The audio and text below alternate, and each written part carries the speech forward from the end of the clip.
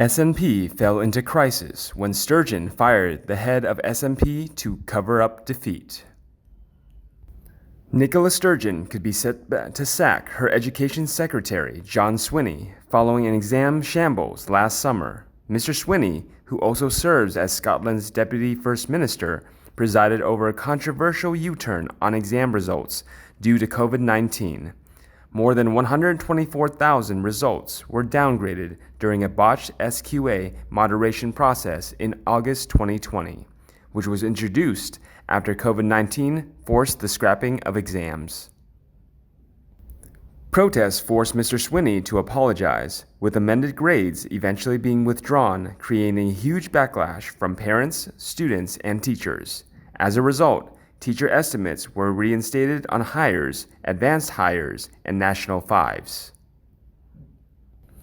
Commenting on the problem, someone said, "Swinney, Minister for Education, under his ministerial responsibility, the education system in Scotland is at best third-rate, and that is being kind. It would appear that the SNP are trying to ensure that the future generations are too dense to see through the SNP lies and smoking mirrors." So, I suppose at the time, it made sense to give a clown the education portfolio, but many are now seeing the SNP for what they are, idealistic egotists and true to form. Nicola pins the tail of blame on Donkey Swinney, so it looks like a new whipping boy shall be shoehorned in to replace him. He has also failed to significantly cut the attainment gap between rich and poor children, according to independent watchdogs. A Legatum Institute report last week also found Scotland's education system to be the worst in the whole of the UK. I have learned tonight that figures within the party are putting pressure on Nicola Sturgeon to consider Mr. Swinney's position, as she is set to shuffle her cabinet, following the Scottish election last week. This publication also understands Ms. Sturgeon is strongly considering who should be Education Secretary. Party insiders said Ms. Sturgeon should think carefully about Mr. Swinney's position, with one source telling this publication that the Education Secretary had simply been lazy when it came to Scotland's children.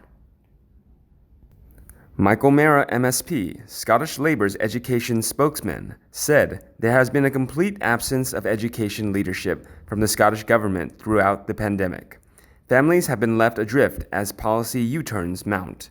Now John Swinney is sleepwalking into yet another crisis.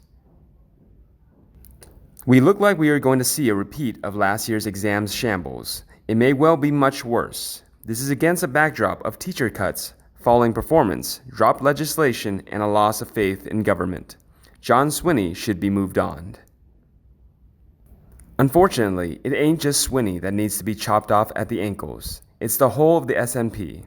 If Scotland is ever to get on the road to any semblance of recovery, the way all of Scotland is currently being run is a total shambles of the highest order.